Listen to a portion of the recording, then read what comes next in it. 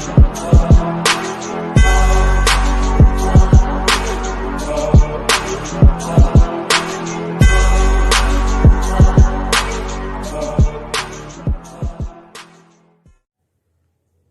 दुनिया की सबसे आसान भाषा है। जी हाँ दोस्तों, ब्रजेश सिंह पायनियर की क्लास में एक बार फिर आपका स्वागत है। आज हम अंग्रेजी भाषा के सबसे महत्वपूर्ण पाठों में से एक टाइम एंड टेंस को सीखने वाले हैं। अनुवाद एक कला है। हम हिंदी अथवा अन्य किसी भाषा से यदि अंग्रेजी को सीखना चाहते हैं तो हमें इस कला को सीखना ही होता है और यह बेहद सरल है। जी हाँ, इस लेसन का नाम है दोस्तों टाइम एंड टेंस। इसे हम समय और काल कहते हैं। तो क्या आप जानते हैं कि समय क्या होता है और काल क्या होता है? कुछ लोगों को दोनों में कोई अंतर नहीं समझ में आता है, लेकिन यहां हम यह रेखांकित करना चाहेंगे कि यदि आप समय को नहीं जान सके तो फिर काल को समझना मुश्किल होता है। तो सबसे पहले मैं समय के बारे में बताऊं, इसका कॉन्सेप्ट क्या है। मैंने यहां लिख रखा है, समय एक अमूर्त अवधारणा है। अमूर्त का मतलब होता है जो दिखाई न दे, जिसे क्रियाओं के अध्ययन के लिए 3 कालों में बांटा गया है। अर्थात समय को क्रियाओं के अध्ययन के लिए हमने 3 कालों में बांटा है। जब इंसान इस कायनात में आता है और जब प्री प्राइमेटिव एज यानी पूरा पाषाण काल से शुरुआत करता है, वहां से और आज तक के इस लाखों वर्षों के सफर में जब इंसान में चेतना हुई, जब इंसान ने भाषाओं का निर्माण करना शुरू किया, तो उन्होंने सबसे पहले जो महत्वपूर्ण काम किया वो समय को 3 कालों में बांटा। पहला वर्तमान काल यानी आज, जिसमें हम अभी, जैसे आज हम आपको अंग्रेजी सिखा रहे हैं, आप मेरे वीडियोस के थ्रू आप अंग्रेजी सीख रहे हैं, तो ये क्रिया वर्तमान में हो रही है। आज के पहले यानी कि भूत यानी अतीत में जो क्रियाएं हो चुकी हैं उनका अध्ययन करने के लिए समय के एक खास टुकड़े को पास्ट बोला गया। और हमारी बाद यानी आज के बाद भी बहुत सारी क्रियाएं इस धरती पर होती रहेंगी। उनका अध्ययन करने के लिए हम इंसानों ने समय के जिस टुकड़े को चिन्हित किया उसे भविष्य काल कहते हैं। हम इसे अन्य भाषाओं में जब जैसे जैसे भाषा का विकास हुआ, उर्दू भाषा आई तो अंग्रेजी आई, ठीक इस क्रम में जब अंग्रेजी आई तो इसी वर्तमान काल को प्रेजेंट टेंस, भूतकाल को पास्ट टेंस और भविष्य काल को फ्यूचर टेंस नाम दिया गया। दोस्तों, इन्हें पहचानने के लिए जैसे एक वैद्य हमारी नब्ज को टटोल के हमारे अंदर की समस्याओं को डायग्नोज कर लेते हैं, पता लगा लेते हैं, ठीक उसी तरह से हम किसी वाक्य का काल जानने के लिए सबसे पहले जो प्राइमा फेसाई होता है वो होता है उनके अंत में दिए हुए शब्दों को देखें। अगर वाक्य के अंत में है, हूं, हो में से कोई एक दिखाई दे तो आप उसे वर्तमान काल का वाक्य समझिएगा। दूसरा, यदि वाक्य के अंत में था, थी में से कोई एक शब्द आया हो तो उसे आप भूतकाल का वाक्य कहेंगे। और यदि गा, गे, गी में से कोई एक आया हो तो उसे आप फ्यूचर टेंस का वाक्य समझेंगे। इसके बाद दोस्तों हम आते हैं एक महत्वपूर्ण जानकारी पर। इन तीनों टेंस को हम क्रियाओं के अध्ययन के लिए अलग अलग भागों में बांटे हुए हैं और इन तीनों में क्रियाओं के निम्न 4 रूपों का अध्ययन किया जाता है। इन रूपों को हम पहले परिचित आपको कराते हैं। सबसे पहला रूप होता है indefinite form of a verb, verb के अनिश्चित रूप, वर्ब का अनिश्चित रूप। दूसरा रूप होता है continuous form of verb, verb का यानी क्रिया का लगातार या शाश्वत या निरंतर रूप। इसे हम इम्परफेक्ट, अपूर्ण काल भी कहते हैं, गौर करेंगे। और तीसरा होता है वर्ब का परफेक्ट फॉर्म, यानी कि पूर्ण रूप। वे वाक्य जिसमें क्रिया का पूरा होना दर्शाया जाए उनको हम परफेक्ट फॉर्म कहते हैं। चौथा है perfect continuous form of verb. इसमें हम पूर्ण निरंतर काल पाते हैं, यानी इसे पूर्ण निरंतर या पूर्ण लगातार काल कहते हैं। इसमें क्रिया का कुछ हिस्सा पूरा हो चुका होता है और कुछ अभी जारी रहता है। इन चारों को हम 4 उदाहरण से पहले समझने की कोशिश करते हैं। इनडेफिनिट फॉर्म यानी क्रिया का अनिश्चित रूप कौन सा होता है, किसे कहते हैं? जैसे मैं एक एग्जांपल लेता हूं दोस्तों कि मैं अंग्रेजी सिखाता हूं। आमतौर पे मैं अंग्रेजी सिखाता हूं, इसे हम वर्तमान काल का अनिश्चित रूप कहेंगे। जैसे सिखाने की क्रिया कब से हो रही है, कब तक होगी, ऐसा कुछ भी निश्चित नहीं कर रहा है ये वाक्य, इसलिए इसे हम इनडेफिनिट फॉर्म कहते हैं। जबकि दूसरे वाक्य में देखें, मैं अंग्रेजी सिखा रहा हूं, यानी मेरे द्वारा आपको अंग्रेजी सिखाने की क्रिया वर्तमान में चल रही है। It's still continuous, not done, not yet done, ये अभी पूरी नहीं हुई है। ओके। तीसरा, मैं अंग्रेजी सिखा चुका हूं।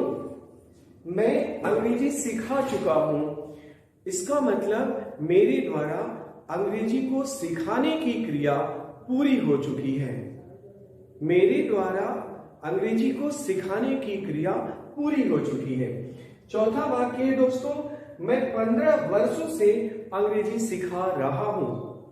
मैं 15 वर्षों से अंग्रेजी सिखा रहा हूं, अर्थात मेरे द्वारा अंग्रेजी को सिखाने की क्रिया 15 वर्षों से चल रही है, जिसमें कुछ हिस्सा तो इसका। तो दोस्तों इसके बाद हम आते हैं टेंस के। निम्न 4 जो पार्ट आपको बताए, इंडेफिनिट, कॉन्टिन्यूअस, परफेक्ट और परफेक्ट कॉन्टिन्यूअस, इनके एक एक पार्ट का डिटेल अध्ययन करना होता है। यह एक खास बात आपको बता दें कि ये इस तरह से आपने देखा, ये जो तीनों टेंस है और इनके 4 पार्ट होते हैं प्रत्येक टेंस में, यानी प्रत्येक का इंडेफिनिट होगा, प्रत्येक का कॉन्टिन्यूअस होगा, प्रत्येक का परफेक्ट और परफेक्ट कॉन्टिन्यूअस होगा। टोटल क्रिया के 12 रूप यहाँ पे आपको अध्ययन करना है। दूसरी बात, हम टेंस का अध्ययन सेंटेंस में करते हैं और सेंटेंस में 5 प्रकार के सेंटेंस हम प्रयोग में जनरली लाते हैं। इसे आपको ध्यान से देखना है, यहाँ बोर्ड पे काफी स्पष्ट लिखा हुआ है। पहला सेंटेंस जो हम दैनिक जीवन में लिखते पढ़ते बोलते हैं, that is called affirmative sentence. इसको हम अफर्मेटिव सेंटेंस, सकारात्मक अथवा स्वीकारात्मक वाक्य कहते हैं। इसमें हम किसी तथ्य को स्वीकार कर लेते हैं एज इट इज। जैसे मैंने कहा कि मैं अंग्रेजी सिखाता हूं, मतलब मैं ये बात स्वीकार कर रहा हूं कि मैं अंग्रेजी सिखाता हूं। दूसरा वाक्य है दोस्तों निगेटिव सेंटेंस, नकारात्मक वाक्य। हमें जीवन में, व्यवहारिक जीवन में बहुत सारे ऐसे वाक्यों का प्रयोग करना पड़ता है जब हमें तथ्यों को इनकार करना होता है। जैसे मैंने कहा कि मैं अंग्रेजी नहीं सिखाता हूं, यहां पे मैं इनकार कर रहा हूं, स्वीकार नहीं कर रहा हूं, इसलिए इनको निषेधात्मक वाक्य अथवा नकारात्मक वाक्य कहा जाता है। तीसरे नंबर पे आते हैं, बोलचाल में आपको सबसे ज्यादा जो प्रयोग में लाना होता है वो होता है इंट्रोगेटिव सेंटेंस, यानी प्रश्नवाचक वाक्य। प्रश्नवाचक वाक्य क्या होते हैं दोस्तों? आमतौर पे तो ये 2 प्रकार के बताए जाते हैं, एक जो क्या से शुरू होते हैं और दूसरे जिनके बीच में कोई WH वर्ड या क्वेश्चन वर्ड आ जाता है। जैसे देखिए, क्या मैं अंग्रेजी सिखाता हूं, एक तो यहाँ पे क्या आया और दूसरा वाक्य के अंत में क्वेश्चन मार्क आता है। ओके, तो इसे हम कहते हैं इंट्रोगेटिव। दूसरी तरफ अगर हम ये कहें कि मैं अंग्रेजी किसे सिखाता हूं, मैं अंग्रेजी कहां सिखाता हूं या कब सिखाता हूं, तो ऐसे वाक्य को भी हम इंट्रोगेटिव सेंटेंस ही कहेंगे। दूसरी बात दोस्तों, चौथे नंबर का जो वाक्य हम प्रयोग में लाते हैं व्यवहारिक जीवन में, उसे कहते हैं इंट्रोगेटिव निगेटिव, अर्थात प्रश्नवाचक नकारात्मक वाक्य। एक ही वाक्य जिसमें प्रश्नवाचक शब्द भी होगा और नकारात्मक शब्द भी होगा। जैसे आपके सामने बोर्ड पे लिखा है, क्या मैं अंग्रेजी नहीं सिखाता हूं। तो आप देख रहे हो क्या से शुरू किया और बीच में नहीं भी आ रहा है, तो इसे हम इंट्रोगेटिव और निगेटिव के वाक्य कहेंगे। इसका एक दूसरा रूप भी हो सकता है कि मैं अंग्रेजी क्यों नहीं सिखाता हूं। मैं अंग्रेजी क्यों नहीं, यानी इंट्रोगेटिव टर्म क्यों और नहीं निगेटिव टर्म दोनों एक साथ वाक्य के मध्य में भी प्रयोग हो सकते हैं। पांचवा वाक्य जो बोलचाल में, आमतौर पे जनरल ग्रामर में ट्रांसलेशन पढ़ाते समय ये नहीं बताते लोग, लेकिन ये बोलचाल में बहुत ज्यादा प्रयोग होता है।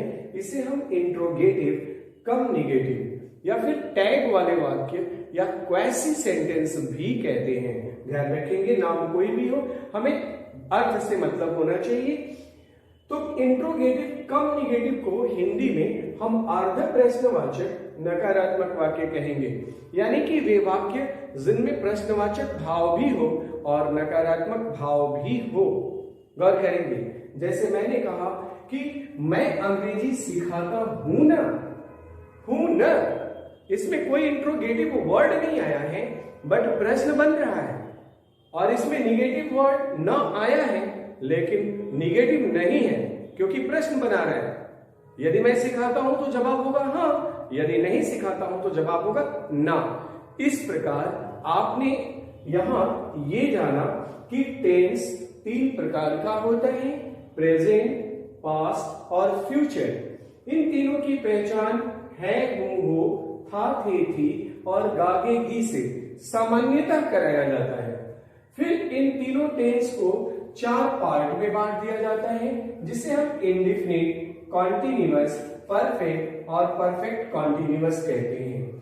साथ में इन चारों के अंदर हम बोलचाल में या पढ़ लिखते समय 5 प्रकार के वाक्यों का प्रयोग करते हैं, जिसे क्रमशः affirmative, negative, interrogative, interrogative negative और इंट्रोगेटिव कम निगेटिव कहते हैं।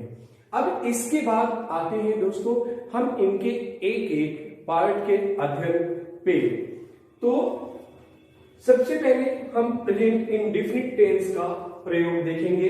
प्रेजेंट इंडेफिनिट टेंस किसे कहते हैं और इनके वाक्यों का अनुवाद कैसे होता है, आइए हम एक एक कर इसे समझेंगे। यहाँ एक बात बीच में मैं आपको फिर रेखांकित कर दूं, चाहे आप यूपी बोर्ड या सीबीएसई बोर्ड की किसी भी बोर्ड के स्टूडेंट हो, 10th के, 12th के, अथवा अंग्रेजी को बोलने के उद्देश्य से सीखना चाहते हो, आपको एक बात जहन में बिठा ही लेना है कि अनुवाद सीखना है तो अनुवाद का जो बेहतरीन लेसन है वो है टाइम एंड टेंस। यूं समझिए कि 50% जो जिम्मेदारी होती है वो इसी चैप्टर के कंधों पे होती है, बाकी 50% जिम्मेदारी में सारे लेसन्स, सारी जिम्मेदारी बांटते हैं।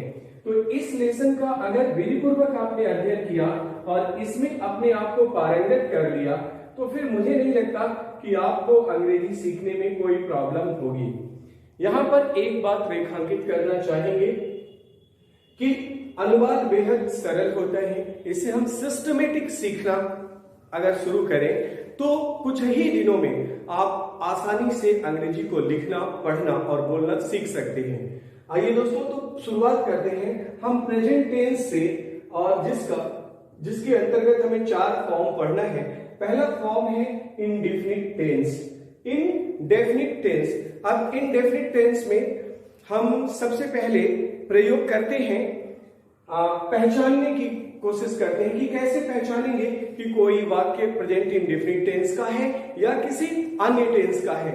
तो इसके लिए हम आपको ये बताएंगे कि आमतौर पे जिन हिंदी वाक्यों में क्रिया के अंत में ता है, ती है, ते है, मैंने पहले भी लिखा था, एक बार फिर बता दें, ता है, ती है, ते है आदि आया हो, उसे हम प्रेजेंट इंडेफिनिट टेंस के वाक्य कहते हैं। सामान्यतः उसे हम प्रेजेंट इंडेफिनिट टेंस के वाक्य समझना। ट्रेडिशनल ग्रामर में दोस्तों यही पहचान बताई जाती है। लेकिन यहाँ एक और बात मैं आपको बताऊं कि पायनियर के अंतर्गत आपको इंडेफिनिट टेंस या टेंस के किसी भी रूप का आधुनिक स्वरूप भी दिखाया और सिखाया जाता है। यानी इंडेफिनिट टेंस सिर्फ इतना नहीं होता है। तो हम पहले आपको ट्रेडिशनल रूल बताएंगे और उसके बाद हम इंडेफिनिट टेंस से जुड़े सभी मॉडर्न 1 दर्जन रूल को भी सिखाने वाले हैं, जो सामान्यतः अन्य जगहों पे आपको जनरली नहीं मिलता है। तो आप हमारे साथ बने रहिए और इस वीडियो को अंत तक देखिए। एक एक करके हम लोग एक एक टेंस पर एक एक वीडियोस आपको देते चलेंगे और आप सिर्फ 30 मिनट का समय निकाल के प्रतिदिन शाम को या सुबह व्हेनेवर यू गेट टाइम आप इन वीडियोस के थ्रू स्टडी करते रहिए। और इन केस जहां भी आपको कोई प्रॉब्लम होती है दोस्तों, तो बेहिचक पूछना जारी रखिए। पूछना सीखने का सबसे बेहतरीन माध्यम है। तो आइए देखते हैं कि सामान्य पढ़ाई में बताया जाता है कि जिन हिंदी वाक्यों के अंत में ता है, ती है, ते है आदि आए हो, उनको हम प्रेजेंट इंडेफिनिट के वाक्य कहते हैं। पहला जो सेंटेंस होता है हमारा अफर्मेटिव सेंटेंस होता है। अभी हमने आपको बताया भी था अफर्मेटिव से के पैटर्न का। हम एग्जाम्पल लेते हैं जैसे मैंने वो एग्जाम्पल आपको दिया था, हम वहीं से शुरुआत करते हैं कि मैं अंग्रेजी सिखाता हूं। तो आप देखेंगे दोस्तों, मैं अंग्रेजी सिखाता हूं। उम्मीद है आपको स्पष्ट दिखाई दे रहा होगा। तो मैं अंग्रेजी सिखाता हूं। दूसरा मैं कहूं कि वह गीत गाती है। और तीसरा, आप लोग अंग्रेजी बोलते हैं। तो यहां पे आप देख रहे हैं कि जो बेसिक पहचान हमारी ट्रेडिशनल ग्रामर पढ़ने पढ़ाने के सिस्टम का है वो यहां दिख रहा है। सिखाता हूं यानी क्रिया के अंत में ता हूं दिख रहा है, गाती है, फिर ती है दिख, और फिर बोलते हैं यहां ते है आपको स्पष्ट दिखाई दे रहा है। अब इनके अनुवाद के लिए हमें एक पैटर्न की जरूरत होती है। इसे हम रूल भी कह सकते हैं। दुनिया जिस पैटर्न का प्रयोग करके अंग्रेजी को लिखती है, बोलती है, हम उस पैटर्न को कुछ इस रूप में आपके सामने रखते हैं। सबसे पहले जो भी वाक्य दिया हो उसका सब्जेक्ट लिखते हैं, फिर मेन वर्ब की 5th फॉर्म। और यहां ध्यान रखना है, इसी 5th फॉर्म को ग्रामर की भाषा में यस या ईएस फॉर्म भी कहते हैं। देन ऑब्लिक का मार्क करके मैंने लिखा मेन वर्ब की 1st फॉर्म और देन कम्स ऑब्जेक्ट। बस इसी छोटे से फार्मूले से आप इंडेफिनिट के सवाल को जीवन भर के लिए अपना बना लेते हैं। देखिए, मैंने आपको पहले भी कई बार अपने वीडियोस में बताया कि अंग्रेजी दुनिया की सबसे आसान भाषा है। बस जरूरत है इसे सही मार्गदर्शन में थोड़ा सा लगन के साथ सीखने की। यह 1 लाइनर रूल पे आधारित होती है, अर्थात इसमें गणित, विज्ञान आदि की तरह बड़े बड़े न्यूमेरिकल्स नहीं होते हैं दोस्तों। ये सारे सवाल 1 से 2 लाइन के होते हैं और फार्मूला तो 1 लाइन से अधिक का आज तक मेरे को नहीं मिला है।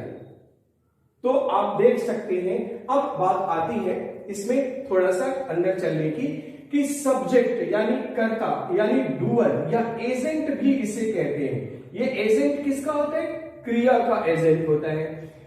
पिछले वीडियोस में मैंने बताया कि क्रिया के 5 रूप होते हैं। इन 5 रूपों को अब आप निश्चित रूप से 10-10, 20-20 करके याद कर लीजिए, क्योंकि ट्रांसलेशन के इस चैप्टर में अब आपको इनकी जरूरत पड़ने वाली है।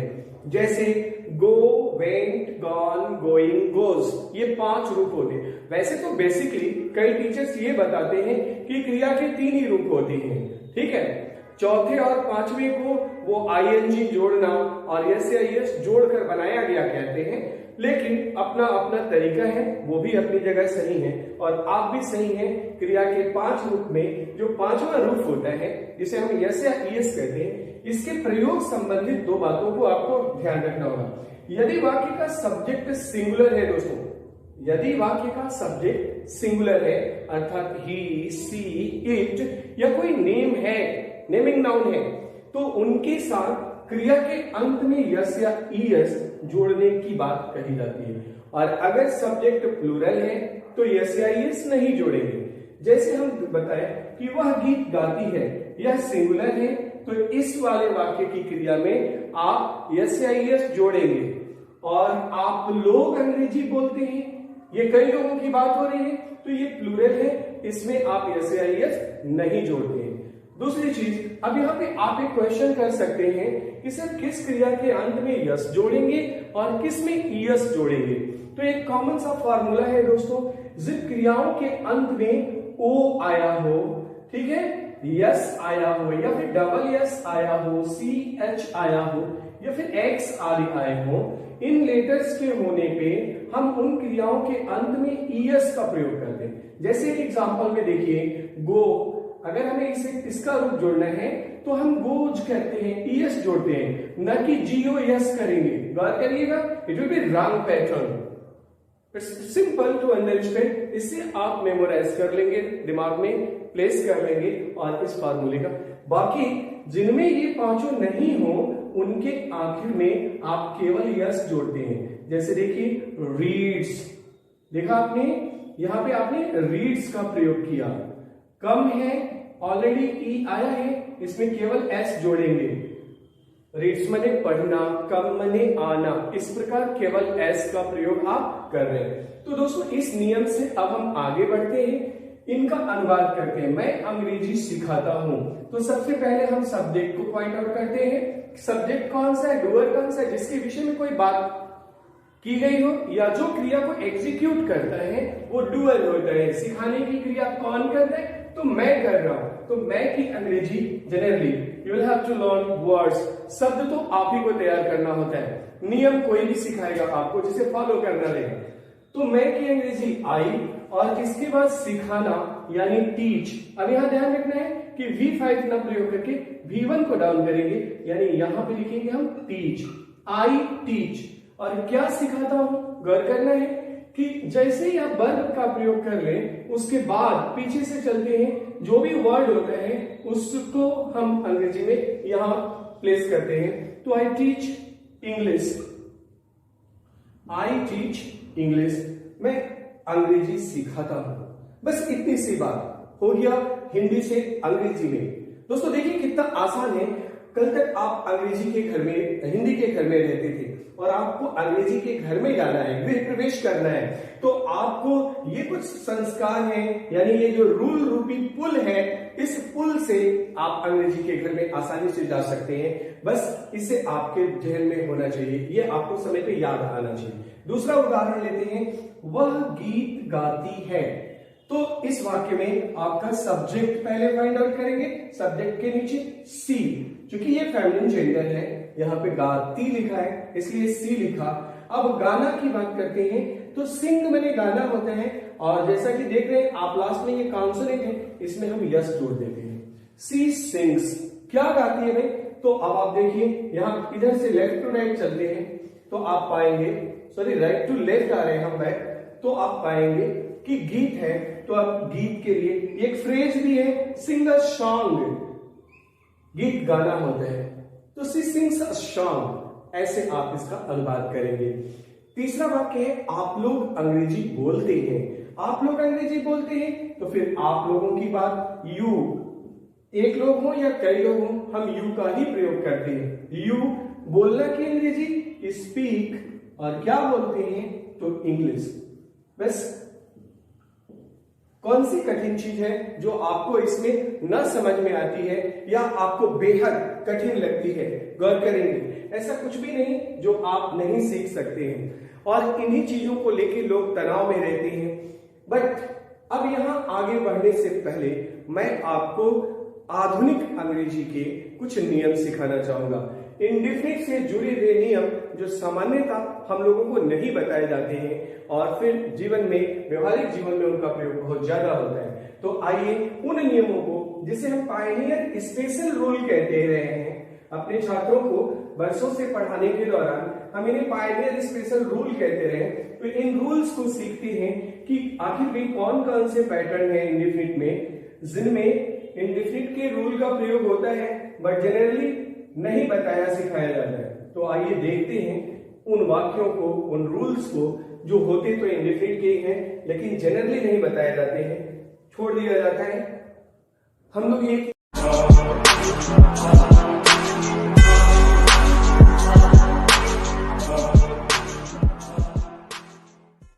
इंडेफिनिट से जुड़े हुए नियम जो सामान्यतः हम लोगों को नहीं बताए जाते हैं और फिर जीवन में, व्यवहारिक जीवन में उनका प्रयोग बहुत ज्यादा होता है। तो आइए उन नियमों को, जिसे हम पायनियर स्पेशल रूल कहते रहे हैं, अपने छात्रों को वर्षों से पढ़ाने के दौरान हम इन्हें पायनियर स्पेशल रूल कहते रहे। तो इन रूल्स को सीखते हैं कि आखिर भी कौन कौन से पैटर्न है इंडेफिनिट में, जिनमें इंडेफिनिट के रूल का प्रयोग होता है बट जनरली नहीं बताया सिखाया जाता है। तो आइए देखते हैं उन वाक्यों को, उन रूल्स को जो होते तो इंडेफिनिट के हैं लेकिन जनरली नहीं बताए जाते हैं, छोड़ दिया जाता है। हम लोग एक एक कर इन्हें रूल 1 देखते हैं। ये रूल 1 स्पेशल रूल है, पायनियर स्पेशल रूल। ध्यान रखिएगा, ये पायनियर स्पेशल रूल के नाम से आप नोट करेंगे। पहला नियम ये कहता है कि नहीं, कोई जरूरी नहीं कि हिंदी वाक्यों में क्रिया के अंत में ता है, ती है, ते है दिखे तभी वो इंडेफिनिट होगा। बिल्कुल नहीं। जैसे मैं कहूं कि मुझे अंग्रेजी पसंद है, मुझे अंग्रेजी पसंद है, गौर करना है, एक विषय के रूप में मुझे अंग्रेजी पसंद है। मुझे क्रिकेट पसंद है, उसे मैं पसंद हूं, मुझे तुम ना पसंद हो। ऐसा कोई भी बात कहना हो तो अब आप गौर करेंगे, अब सब भगवान पर निर्भर है। अब सबसे मतलब सब कुछ भगवान पर निर्भर है, भगवान पर निर्भर है। जरा देखिए, क्या इन वाक्यों में कहीं भी ता है, ती है, ते है दिख रहा है? एक तरफ पसंद है, दूसरी तरफ निर्भर है, ये इस तरह से आ रहे हैं। कहीं भी ता है, ती है, ते है नहीं है। लेकिन आपको जानकर हैरानी होगी कि इन्हें सिर्फ और सिर्फ इंडेफिनिट में ही, यानी कि इंडेफिनिट का जो ट्रेडिशनल रूल है उसी पर बनाया जाता है। यानी ट्रेडिशनल रूल एक बार मैं फिर आपके सामने लिखता हूं, वर्ब की 5th form, 1st form and then object. अब इस नियम से चलेंगे तो मुझे अंग्रेजी पसंद है, यानी पसंद करने वाला मैं हूं अंग्रेजी को, तो फिर आई पसंद की अंग्रेजी, like English. Simple, I like English. अच्छा, मुझे इंग्लिश नहीं पसंद है ये कहना। अभी आगे चल के हम निगेटिव सेंटेंस पढ़ेंगे, उसमें आपको हेल्पिंग वर्ब डज नॉट और डू नॉट का प्रयोग बताया जाएगा। तो फिर आप वहां पे कहेंगे I don't like English, I don't like English, मैं अंग्रेजी नहीं पसंद करता या अंग्रेजी मुझे नहीं पसंद है। अब सब कुछ भगवान पर निर्भर है। Now everything depends on God, simply depends. अब यहां पर जब हम, यानी कि सब कुछ भगवान पर निर्भर करता है, इस रूप में हम लेके चलते हैं। तो ये पहला स्पेशल रूल हुआ। रूल नंबर 2 कहता है दोस्तों कि ऐसे वाक्य जिनमें, गौर करना है, ये खास बातें, जिनमें एक क्रिया ना हो, एक साथ दो क्रिया हो, गौर करना है। जैसे मैं कहूं कि मैं क्रिकेट खेलने स्टेडियम जाता हूं, तो ध्यान देना है आपको कि यहां पे तो जाता हूं, ता है, ती है, ते है दिख रहा है, प्रेजेंट इंडेफिनिट टेंस, लेकिन यहां 2 क्रिया भी दिख रही है, एक खेलना और दूसरा जाना। तो अब इस खेलने यानी कि क्रिया के इस मूल रूप के बढ़ने से जो रेगुलर रूल है उसमें एक परिवर्तन होता है दोस्तों। जी हाँ, मैं यही आपको बताने वाला हूं कि यहां पर एक परिवर्तन ये होगा कि यहां हम टू प्लस मेन वर्ब और प्लस OW का प्रयोग करते हैं। गौर करिएगा, यहां तक हमारा तो रेगुलर रूल होता ही था।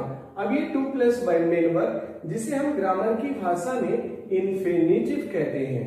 जब भी क्रिया के पहले टू लग जाए और क्रिया के मूल रूप के पहले, तो उसे इंफिनिटिव कहा जाता है। इस नियम से मैं क्रिकेट खेलने स्टेडियम जाता हूं, तो आई गो टू स्टेडियम।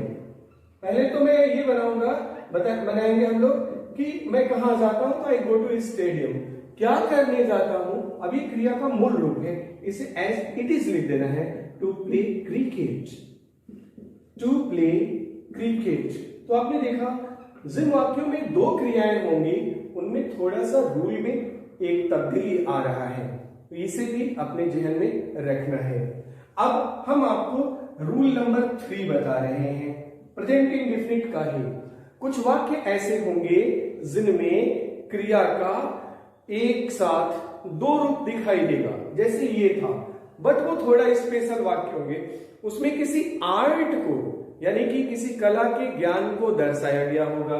जैसे मैं कहूं कि मुझे तैरना आता है, मुझे तैरना आता है। अब यहां पे गौर करिए, एक क्रिया ये भी है तैरना, मूल रूप दिख रहा है V1, और एक क्रिया दिख रहा है आता है, ये V5 आपका जो आमतौर पे दिखता है V5/V1 इस फॉर्म में है।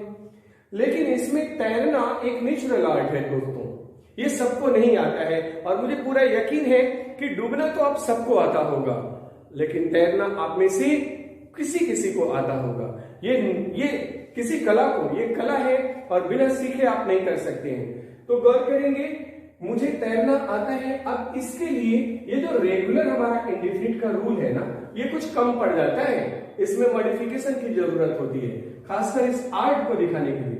अब ये रूल क्या कहता है कि सब्जेक्ट प्लस V5 V1 तो लिखेंगे, V5 और V1 तो लिखते ही हैं, लेकिन अब यहीं से आएगा how two plus main verb और प्लस OW। गौर करेंगे, यहां अब फार्मूला में फिर एक बार चेंज आया। इस हिसाब से मुझे तैरना आता है तो आई नो। अब यहां ध्यान रखना है, तैरना आना, अब यहां कम नहीं लिखेंगे कि स्विमिंग कम्स टू मी, ध्यान रखना है, ऐसे नहीं, मैं जानता हूं, ये कहना चाहते हैं कि मैं जानता हूं, तो I know how to swim. गौर करेंगे, I know how to swim, मुझे तैरना आता है। दूसरा, इसी वाक्य को हम दूसरे तरीके से भी अनुवाद कर सकते हैं, इसी वाक्य को। तो दोस्तों, इसी सवाल को मुझे तैरना आता है, इसी को हम एक अन्य फार्मूले से भी बना सकते हैं। इसे हम जीरंड का रास्ता कहते हैं। जीरंड यानी वर्ब की ING फॉर्म का प्रयोग किया जाना। जैसे मुझे तैरना आता है, अब इस फार्मूले में हम जो ये हाउ टू का प्रयोग कर रहे थे प्लस मेन वर्ब का, ये इंफिनिटिव का पैटर्न कहलाता है। और अब इसमें हम मॉडिफिकेशन कर रहे हैं, subject V5 V1 plus V4 यानी ING फॉर्म का प्रयोग आप इंडेफिनिट के वाक्य में करने जा रहे हो, एंड देन ऑब्जेक्ट। अब इस नियम से चलेंगे तो I know swimming, I know swimming. अगर कोई ऑब्जेक्ट नहीं है तो हम प्रयोग नहीं करेंगे। अगर ये रहता कि मुझे नदी में तैरना आता है, नदी में, तो यहां पे हम ऑब्जेक्ट का प्रयोग करते I know swimming in the river. तो आपने देखा इन 3 नियमों में हमने आपको जो रेगुलर नियम है उनसे जो डिफरेंट नियम प्रयोग हो रहे हैं थोड़े थोड़े उनको दिखाया।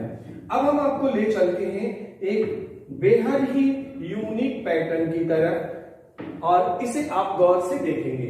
ये जो चौथा रूल है special, Pioneer special rule number 4 क्या कहता है कि वह दिन भर टीवी देखता रहता है। इसे हम कॉकटेल सेंटेंस कहते हैं। अपने स्टूडेंट्स को कॉकटेल तो समझते ही होंगे, जब दो डिफरेंट अलग अलग प्रोडक्ट को एक साथ मिला दिया जाए और यूज किया जाए, that is called cocktail, isn't it? तो वह दिन भर टीवी देखता रहता है, इसमें क्या कॉकटेल है? गौर करेंगे, एक तो पहले देखिए कि ता है, ते है, ती है, ये दिख रहा है जो इंडेफिनिट को शो कर रहा है, प्रेजेंट कर रहा है। बट ये क्रिया को जरा देखिए, थोड़ा सा गौर से एनालाइज करिए कि टीवी देखने की क्रिया पूरे के पूरे दिन निरंतर चलती रहती है, यानी इसमें रहता है, रहते हैं, यानी एक कंटिन्यूटी भी है, यानी इंडेफिनिटनेस भी है और कंटिन्यूटी भी है।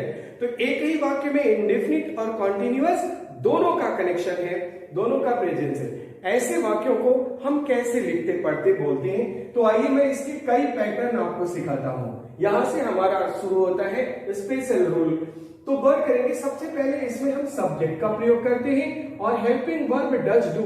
अब यहां थोड़ा सा आपको शॉकिंग लगेगा कि ये प्रेजेंट इंडेफिनिट टेंस है, अफर्मेटिव सेंटेंस है, नेगेटिव भी नहीं है, और इसमें हम डज डू लगा रहे हैं। जी हाँ, इसमें हम डज डू का प्रयोग ही करते हैं और फिर नथिंग बट नाम का एक फ्रेज लाते हैं, कुछ और नहीं, nothing but. Then comes main verb and object. इस नियम से अगर हम चले तो वह दिन भर टीवी देखता रहता है, तो सबसे पहले होगा ही के साथ हम डज और डू में से डज को चुनते हैं, ही डज।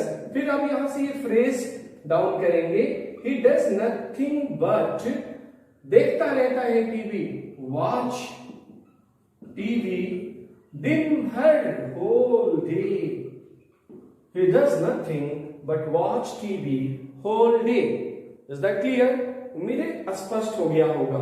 इसी सवाल को हम दूसरे रूल से भी बना सकते हैं, ये पैटर्न आप जरूर देखिए, गौर करिए। सब्जेक्ट, इसके बाद चूंकि क्रिया कंटिन्यू रहती है तो कंटिन्यू को एज ए फाइनाइट वर्ब यहां पे प्रयोग करके और नियमानुसार इंडेफिनिट के, अगर ये सब्जेक्ट हमारा प्लूरल है तो कंटिन्यू रहेगा, लेकिन सब्जेक्ट अगर सिंगुलर है तो फिर हम इसमें यस जोड़ लेंगे, ध्यान रखिएगा।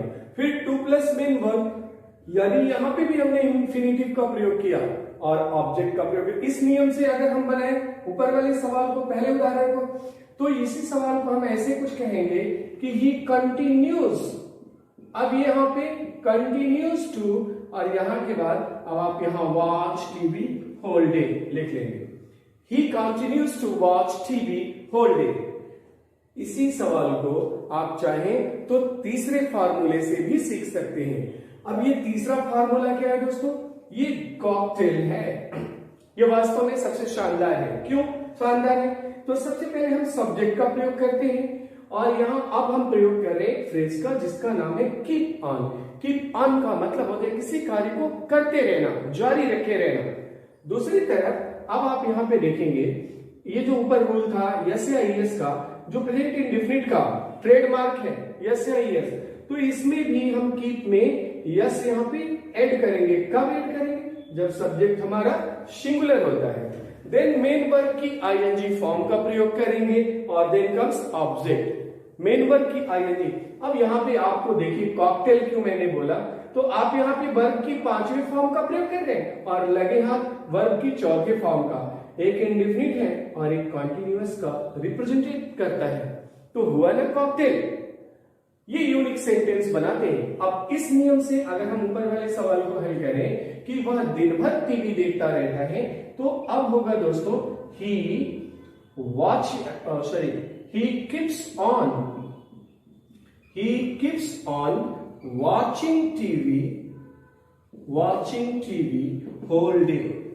Simply he keeps on watching TV। गौर करना है यहां पे क्रिया जारी रहती है, ये दिखाया गया है। इसी सवाल को हम फॉर्मूला नंबर 4 से भी बना सकते हैं। गौर करेंगे, थोड़ा सा ट्विस्ट होता है। सबसे पहले हम सब्जेक्ट लिखते हैं, यहाँ पे गो ऑन का प्रयोग करते हैं और फिर मेन वर्ब की 4th फॉर्म और comes object in the last. अब यहाँ पे जो गो ऑन का प्रयोग आपने किया, यहाँ ध्यान रखना है ये यस या ईएस वाला फॉर्मूला यहाँ लागू होगा और यदि कर्ता हमारा सिंगुलर है तो गो का गोज कर देंगे। जैसे इस वाक्य को देखें, वह दिन भर टीवी देखता रहता है, तो ही गोज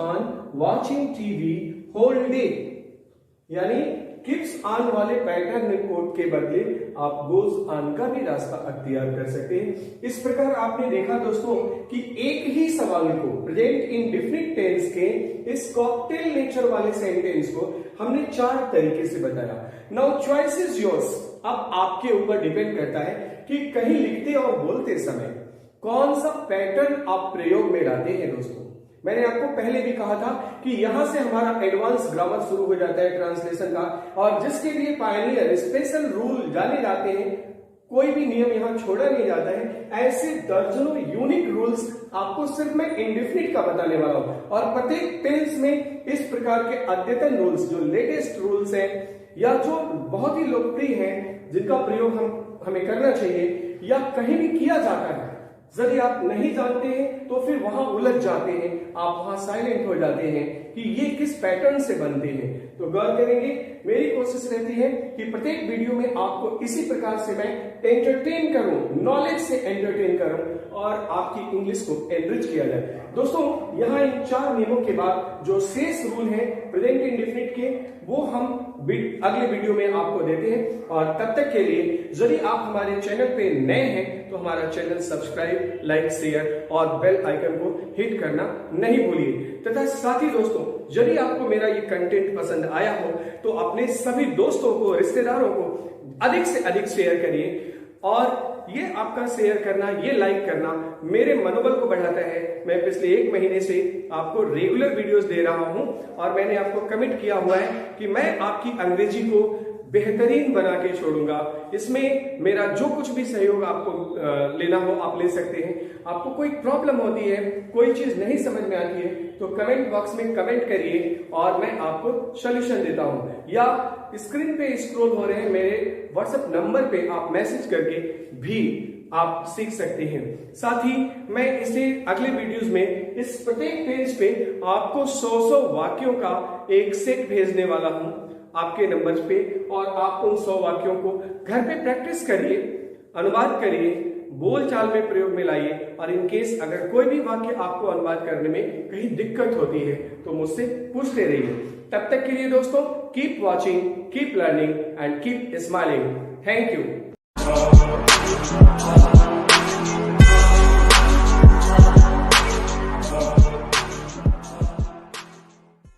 उम्मीद करता हूं कि आप लोग तेजी से अंग्रेजी सीख रहे होंगे हमारे वीडियोस के थ्रू नियमित। दोस्तों, आज मैं अंग्रेजी का एक बहुत ही जबरदस्त टॉपिक लेके आया हूं जो व्यवहारिक जीवन में प्रयोग किया जाता है। इसमें हम सीखेंगे इस वीडियो में कि हम अपना परिचय कैसे दें। लेकिन इससे पहले हम आपको रिमाइंड कराना चाहेंगे कि आज से 2 साल पहले जब हमने वीडियोस बनाना शुरू करने का हमें ख्याल आया तो सबसे पहला वीडियो भी हमने इंट्रोडक्शन का बनाया था, और जो पड़ा हुआ है, हालांकि उस समय लाइट, साउंड आदि की प्रोफेशनल व्यवस्था नहीं थी, इसलिए बहुत ही रॉ वीडियो हम उसे मानते हैं। बट कॉन्सेप्ट और कंटेंट बेहद ही उम्दा था जिसे हजारों दोस्तों ने देखा है, सीखा है। आज मैं उस वीडियो को फिर अपग्रेड कर रहा हूं। और आइए तो हम लोग डायरेक्ट मुद्दे पे आते हैं दोस्तों कि अंग्रेजी में अपना परिचय कैसे दें। मैंने आपको बताया दोस्तों कि परिचय देना एक कला है। जनरली जो लोग नहीं जानते हैं, अनट्रेंड होते हैं, वो कुछ का कुछ कह बैठते हैं, जबकि आपको कॉन्सेप्ट जानना चाहिए। इसे हम इंट्रोडक्शन थियरी करके ट्रेनिंग देते हैं अपने सेंटर पे। इंट्रोडक्शन 3 प्रकार से प्रेजेंट होता है दोस्तों। पहला, पर्सनल इंट्रो। पर्सनल इंट्रो में हम आपके व्यक्तिगत परिचय की बात करते हैं या देते हैं अथवा किसी का लेते हैं। दूसरा, फैमिली इंट्रो। शादी विवाह के समय पारिवारिक परिचय, आजकल आधुनिक दौर में पारिवारिक परिचय लेने देने की क्रिया चल पड़ी है। इसमें लड़के अथवा लड़की से खुद दूसरा पक्ष कहता है अपने परिवार के बारे में जरा बताइए, तो उस समय आप कैसे बताएंगे। सपोज आप बाहर में जॉब करते हैं, वहां कोई आपको पसंद आता है, आप दोनों शादी करने का फैसला करते हैं, अपने पेरेंट्स को इंगेज करते हैं, इन्वॉल्व करते हैं। दूसरी का पेरेंट दूसरे के आते हैं या गार्डियन आते हैं और वो आप ही से पूछना चाहते हैं कि give me your family intro. तब आपको वहां पे क्या और कितना देना है, वहां अभी पर्सनल इंट्रो नहीं मांगा जा रहा है। तीसरी जरूरत होती है दोस्तों प्रोफेशनल इंट्रो, यानी कि व्यावसायिक परिचय। व्यावसायिक परिचय की जरूरत कब पड़ती है?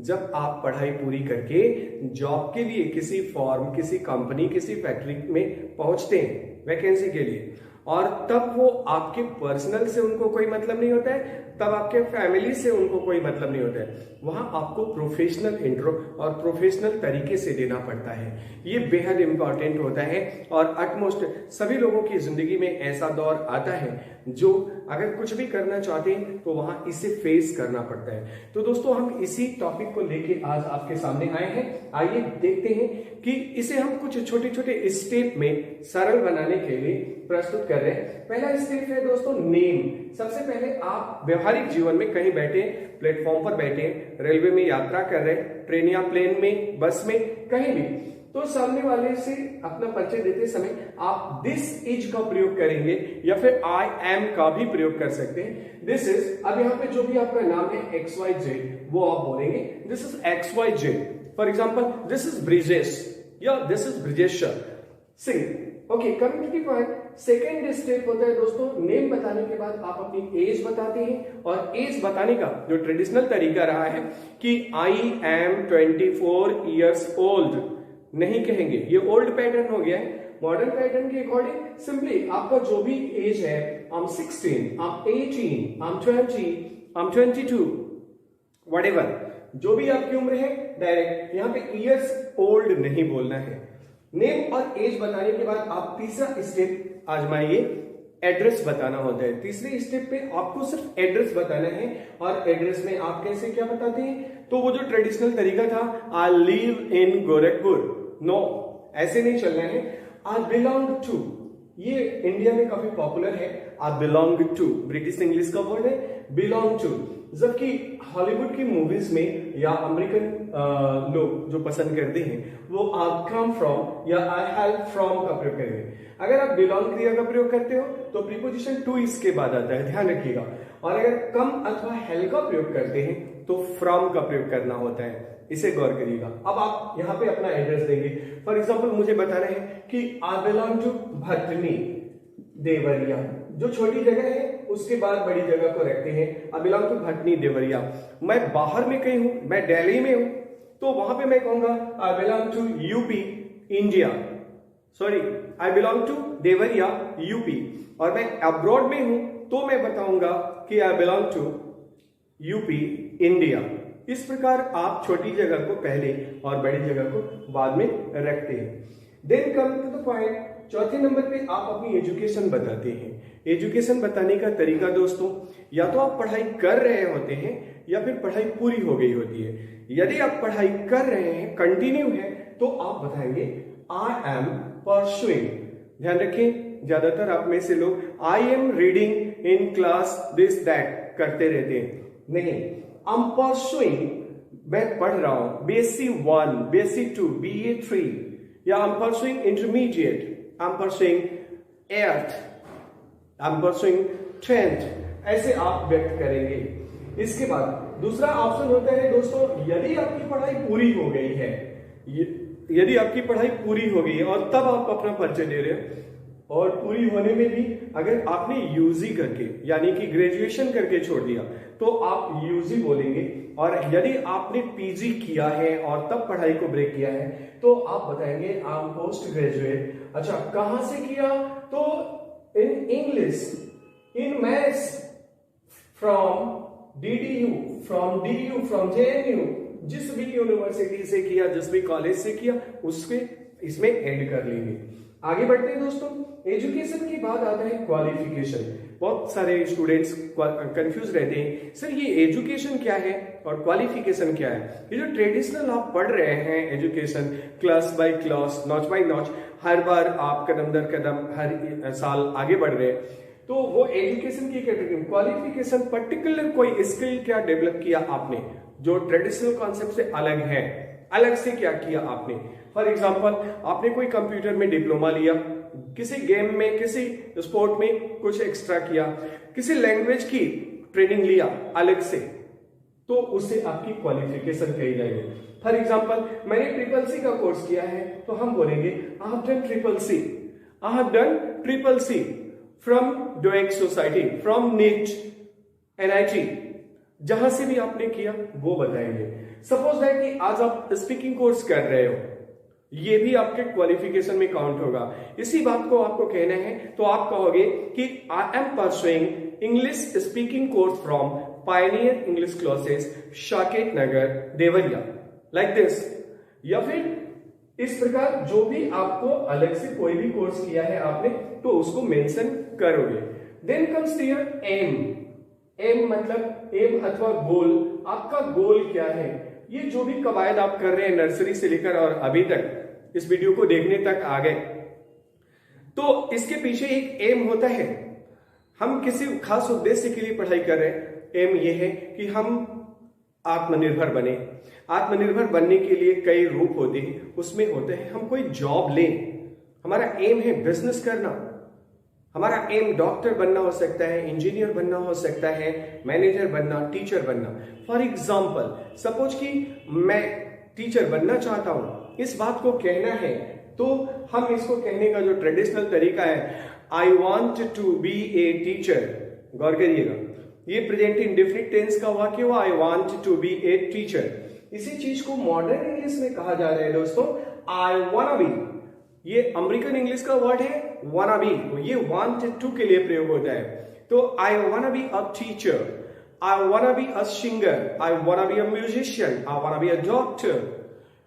इस प्रकार आप जो बनना चाहते हो, आप इसके साथ यहाँ पे जो डॉट मैंने छोड़ा है इसमें आप ऐड कर लेंगे। यहाँ आपको मैं एक चीज बीच में ब्रेक करके बता दूं कि इसी साल मेरी पहली किताब, जो बेहतरीन किताब एक मैंने कंपोज किया है, वो है इंग्लिश को मतलब इजी स्टेप्स में कैसे सीखें। नाम हमने दिया है easy steps to learn English. ये pioneers easy steps to learn English नाम से है। उस किताब में भी मैंने इंट्रोडक्शन के आर्ट को दिया है और उसमें हमने उसका प्रोफार्मा दिया है। सिर्फ आपको घर बैठे जो लोग उस किताब को खरीद सके हैं या जो लोग भी खरीद सकते हैं वो उसे जरूर एक बार पढ़ें। इसमें मैंने अपने 20 वर्षों का अनुभव सजोया है और ये बहुत ही हाईटेक या मतलब बहुत ही जबरदस्त किताब बन पड़ी है, जिसे हमने म्यूजिकल एंड मैजिकल बुक का नाम दिया है। अब म्यूजिकल क्या है और मैजिकल क्या है, इसे जानने के लिए आप उस किताब को पढ़ सकते हैं, मंगा सकते हैं। किताब अमेज़न पे भी उपलब्ध है, अन्य फ्लिपकार्ट और शॉपी पे भी उपलब्ध है, आपको लिंक मिल जाएगा इसमें और इसे आप कंटिन्यू कर सकते हैं।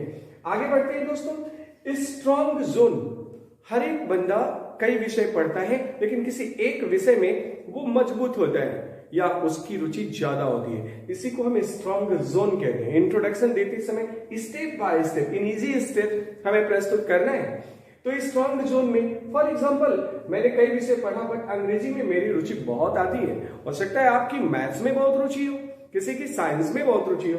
तो इस बात को कहना है तो हम कहेंगे कि English has been my favourite subject या I have been liking English very much.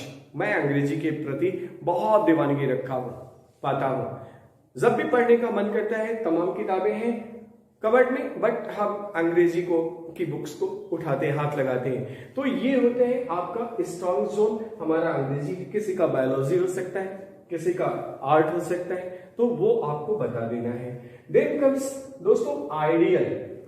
हम सभी क्या, अगर वास्तव में आप सिंसियर हैं, डेडिकेटेड हैं और आपको किसी लक्ष्य तक जाना है तो दो चीजें ध्यान रखिएगा। आपके जीवन में किसी एक गुरु का होना और एक इष्ट का होना जरूरी होता है, ऐसा मानना मेरा मानना है व्यक्तिगत। तो इसमें इष्ट में हम अपने आइडियल को भी रख लेते हैं, यानी कि सपोज मैं टीचर हूं और मेरे आइडियल SR राधाकृष्णन साहब हैं या फिर विवेकानंद जी हैं, तो मैं उनसे प्रभावित हूं, इसलिए मेरे दिमाग में, मेरे जहन में उनकी एक जो इमेज है, मैं उसको जाने अनजाने परसू कर रहा हूं, फॉलो कर रहा हूं। तो इसी चीज को आपका भी कोई आइडिया होना चाहिए जिसकी तरह अपनी जिंदगी को बनाना है। ये लक्ष्य लेके जब आप चलेंगे तो ऑटोमेटिकली आप भी उस तरह हो जाएंगे। आइए देखते हैं। मैंने कहा कि doctor APJ Kalam is my ideal personality. I am too much influenced by him, by his philosophy of life. जो उनका जीवन दर्शन रहा, जिस तरह की जिंदगी जिया उन्होंने, जिस तरह की स्ट्रगलिंग लाइफ उन्होंने जी और जितना उदार थे वो हम छात्रों के प्रति, वो सब मुझे बहुत अट्रैक्ट करता है। तो मैंने इसको बनाया कि इज माय आइडियल पर्सन। यहाँ पे आपका कोई और भी हो सकता है तो आप उनको देंगे, मेंशन करेंगे। देन कम्स दोस्तों 9, स्टेप नंबर 9 पे आते हैं। यहाँ पे हमें हॉबी बतानी होती है। प्रत्येक व्यक्ति का कोई ना कोई हॉबी होता है। हॉबी समझते हैं? हॉबी मतलब शौक। शौक किसे कहते हैं? आप में से कोई बताएगा? फुर्सत के लम्हों में दिल जिसे बार बार करने को चाहे वो काम शौक में बदल जाता है। जैसे यदि आप रेगुलर स्टडीज करते हैं और Saturday, Monday to Saturday regular school जाते हैं, संडे को आपको हॉलीडे मिलता है, फुर्सत का थोड़ा लम्हा मिला। इस फुर्सत के लम्हे को आप कैसे एंजॉय करते हैं? तो किसी का शौक है कुकिंग, किसी का हो सकता है स्विमिंग, किसी का डांसिंग, किसी का सिंगिंग, किसी का हमिंग, कोई भी हो सकता है। तो वो चीज, किसी का वॉचिंग टीवी, वॉचिंग मूवीज, चलो भाई किसी का नेट सर्फिंग है, आज हम वही करते हैं। तो जो भी आपका हॉबी, जो भी बार बार करने का मन करे, वही हॉबी होती है। फॉर एग्जाम्पल, और इसको प्रेजेंट करने का तरीका देखिए, खूबसूरत सा फ्रेज है, I am fond of writing, I am fond of singing, I am fond of listening music. मुझे गीत संगीत सुनने का बहुत शौक है।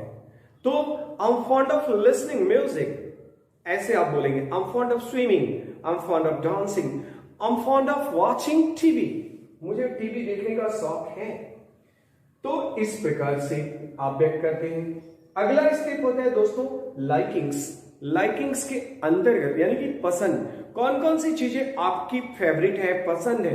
अब पसंद की कई कैटेगरी हो सकती है, दर्जनों कैटेगरी होती है, मैं दो चार को यहां मेंशन कर रहा हूं।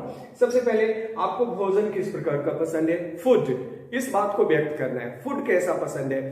तो किसी को नॉर्थ इंडियन, किसी को साउथ इंडियन, किसी को वेज, किसी को नॉन वेज, किसी को सी फूड या कॉन्टिनेंटल पसंद आ सकता है। तो as per your liking you are gonna mention it, आप यहां पे इसको मेंशन करते हैं। सिंपली लाइक रोटी चपाती या दाल सब्जी, जो भी है, दूध रोटी नॉर्थ इंडियंस का, या आप इडली डोसा उपमा सांभर जो भी मतलब पसंद करते हो तो उसको मेंशन करेंगे। Then comes your dress. Which type of dress do you like most? Do you like Indian traditional dress like dhoti kurta, kurta pajama, shari, isn't it? Lungi बनियान, क्या पसंद है आपको? या फिर आपको वेस्टर्न कपड़े पसंद है, T shirt jeans, T shirt skirt, T shirt skirt top, gowns, या फिर जो कुछ भी आपको पसंद हो उसको मेंशन करते हैं। यदि आपको दोनों ही कल्चर पसंद आता है तो इसे हम फ्यूजन या इंडो वेस्टर्न कहते हैं। यानी कि आपने पैंट जींस का पहना, ऊपर कुर्ती आप पहन रही हो, गर्ल्स के लिए बात करें, तो फिर वो वेस्टर्न और इंडियन दोनों ही कल्चर का कॉकटेल हो गया। तो इस प्रकार के वाक्यों को, इस प्रकार की जो आपकी लाइकिंग है, इसको आप ड्रेस में बताइए, कैसा ड्रेस आपको पसंद है। दोस्तों कल्चर, आपको कल्चर कैसा पसंद है। कल्चर मतलब do you like Indian culture और वेस्टर्न कल्चर। अब इंडियन कल्चर में, इंडियन कल्चर के अकॉर्डिंग सारी चीजें, झूठ बोलना पाप होता है, चोरी करना पाप होता है, बड़ों के सामने ऊंची आवाज में बात करना अच्छा नहीं होता है, माता पिता की सेवा करना अच्छी चीज होती है। ऐसे तमाम, सुबह जल्दी जगना, रात को जल्दी सोना, ये हमारी कल्चर में आता है। ऐसे दर्जनों हमारी सोसाइटी में रूल बने हुए हैं जिसको हमें फॉलो करना होता है। यदि आपको ये सब पसंद आता है तो आपको बड़ों का आदर करना, गुरु का सम्मान करना, ये सब अगर आपको पसंद है तो आप इंडियन कल्चर वाले हो। और फिर अगर ये सब नहीं पसंद है, एक लाइन में बस ये, तो आपको वेस्टर्न कल्चर पसंद है, जहां पे हम लोग कहते हैं early to bed and early to rise makes a man healthy wealthy and wise.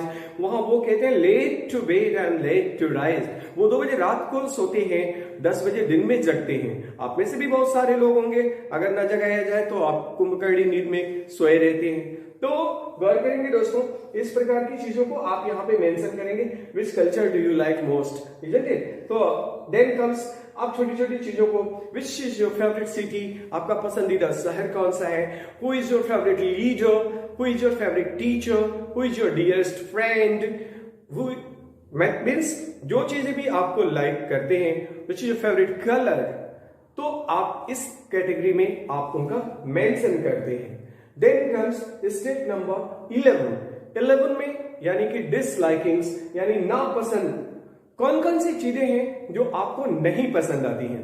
क्या आपको पता है आपको क्या क्या नहीं पसंद आता है? आप में से बहुत सारे लोग सोचने लग गए होंगे हमें क्या नहीं पसंद है। लीजिए मैं बताता हूं। क्या आपको सिगरेट पीना पसंद है? क्या आपको झूठ बोलना पसंद है?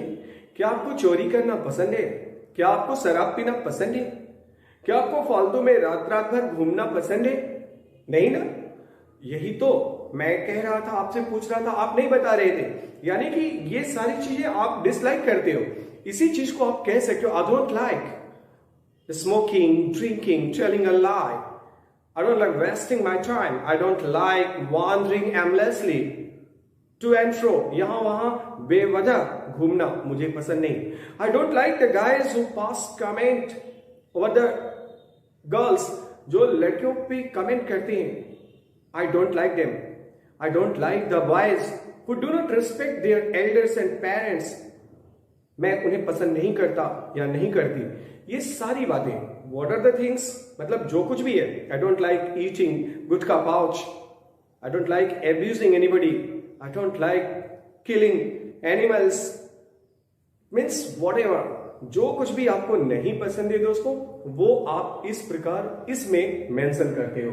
And then comes finally, end करते हैं इस इंट्रोडक्शन का कंक्लूड करने के लिए आप कहेंगे this is all about my personal intro, या it's all my personal intro. ये मेरा व्यक्तिगत परिचय हुआ. इसमें आपने अपनी फैमिली का कुछ नहीं बताया, माता पिता का नाम भी नहीं बताया. गौर करेंगे, यहां तक आपने केवल पर्सनल अपनी बात, अपने शरीर से जुड़े, पर्सनैलिटी से जुड़ी चीजों का ध्यान रखा. और फिर आपकी लाइकिंग्स, आपकी डिसलाइकिंग्स, आपका एजुकेशन, आपका क्वालिफिकेशन, ये सिर्फ अपने शरीर से जुड़ी हुई इंफॉर्मेशन को आप कन्वे करते हैं. ये पर्सनल इंट्रो होता है. तो दोस्तों मिलते हैं फिर हम अगले वीडियोस में फैमिली इंट्रो के साथ और प्रोफेशनल इंट्रो, ताकि आपको किसी जॉब के लिए कभी अपने को प्रिपेयर करना हो, कहीं फेस करना हो, तो कोई प्रॉब्लम ना हो सके. ये कंटेंट आपको कैसा लगा, ये प्रेजेंटेशन आपको कैसा लगा, जरूर बताएंगे. और यदि आप मेरे चैनल पे नए हैं तो चैनल को लाइक शेयर सब्सक्राइब करना ना भूलें तथा बेल आइकन को हिट कर दें. यदि आपको कोई क्वेश्चन हो, कोई डाउट हो, तो हमारे नंबर पे जो स्क्रॉल कर रहा है स्क्रीन पे, उस पे आप हमें मैसेज करके भी जान सकते हैं. इसके साथ ही मिलते हैं फिर नेक्स्ट वीडियो में दोस्तों. तब तक keep watching, keep learning. Thank you.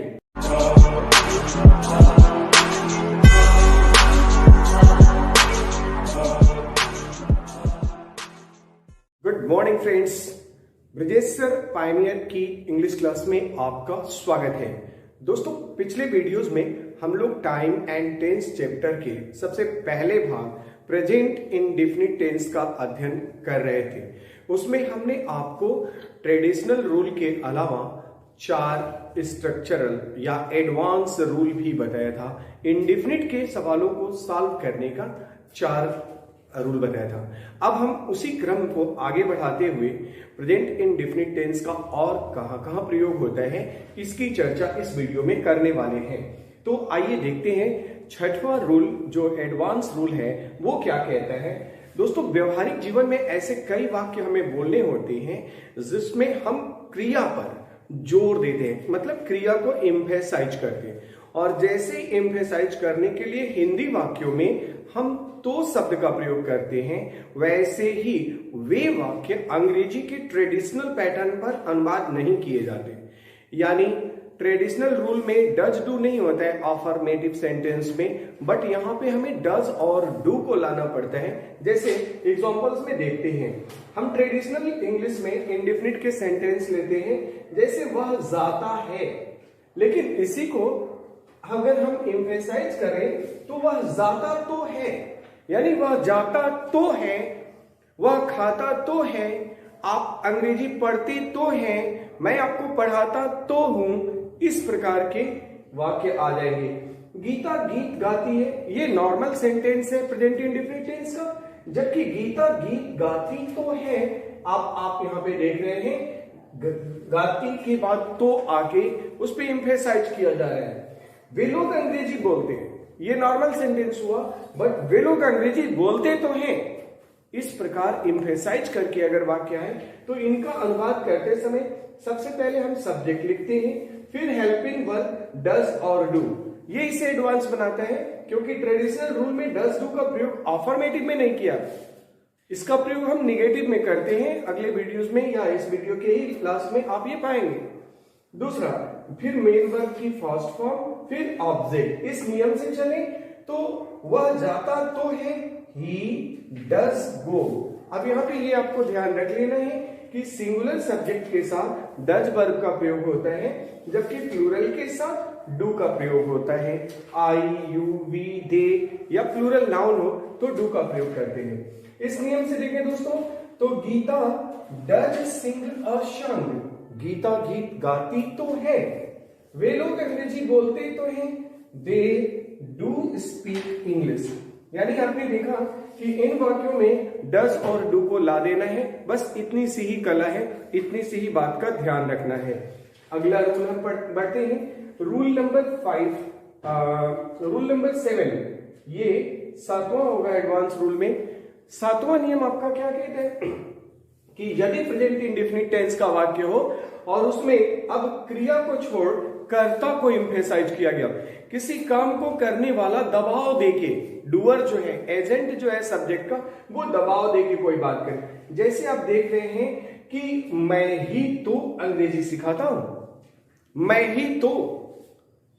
फिर देखिए दूसरा वाक्य, आप ही तो उससे आप बात करते हैं उससे, ये एक्चुअली नॉर्मल सेंटेंस हुआ, लेकिन आप ही तो बात करते हैं, आप ही तो वहां जाते हैं, वे लोग ही तो ऐसा करते हैं, मोदी जी ही तो अपने बच्चों को बचाते हैं।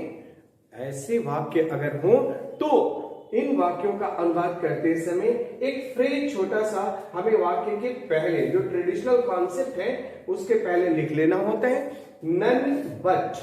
ये नन बट यानी कोई और नहीं, इसके बाद आता है सब्जेक्ट हमारे वाक्य का, और फिर मेन वर्ब और ऑब्जेक्ट। बस इतना ध्यान रखना है।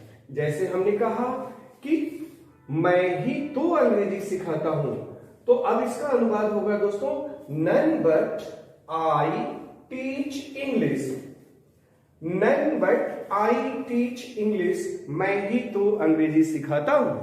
दूसरा वाक्य है, आप ही तो उससे बात करते हो, none but you talk to her, none but you talk to her, Geeta ही तो गीत गाती है, none but Geeta sings a song. इस प्रकार दोस्तों आप आसान तरीके से अंग्रेजी को और अंग्रेजी के इन एम्फैटिक सेंटेंसेस का अनुवाद कर सकते हैं। इसके अलावा हम अगले नियमों पर बात करते हैं। अगले नियम देखते हैं एडवांस रूल में। जो नेक्स्ट होता है वो होता है कुछ इस तरह का, एक बहुत ही महत्वपूर्ण सेंटेंस है दोस्तों, जो अक्सर लोग आपके नॉलेज को गेस करने के लिए, जज करने के लिए आपसे पूछ देते हैं, और आप में से बहुत सारे लोग उन वाक्यों में कंफ्यूजन क्रिएट कर लेते हैं या फिर कहीं ना कहीं मिस कर देते हैं। तो आइए हम इस नियम को आज प्रेजेंट इंडेफिनिट के सीखते हैं। रूल कहता है कि यदि किसी वाक्य में फ्यूचर का कोई एक्शन पहले से ही पास्ट में ही एकदम से फिक्स हो गया हो, ये होना है, हम उस वाक्य के अंतिम शब्द को नहीं देखते हैं, क्रिया को देखते हैं। जैसे मैं एक एग्जांपल लेता हूं, मैं कहूं कि प्रधानमंत्री आज शाम मेरे गांव आएंगे, मेरे गांव आएंगे। तो आप इस वाक्य से अगर आपको आइडेंटिफाई करने को कहा जाए तो क्या आप बताएंगे कि ये कौन सा टेंस है, मेरे गांव आएंगे?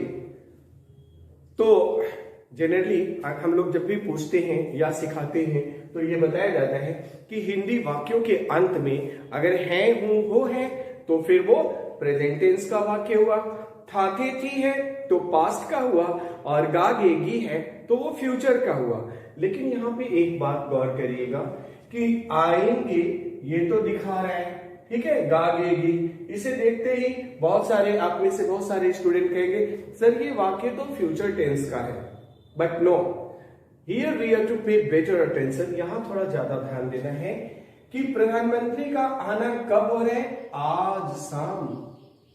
वो कल नहीं आ रहे, आज के डेट में आ रहे हैं, और आज वर्तमान काल का यानी कि प्रेजेंट टेंस का रिप्रेजेंटेटिव वर्ड है, और इसलिए यह क्रिया वर्तमान काल में हो रही है।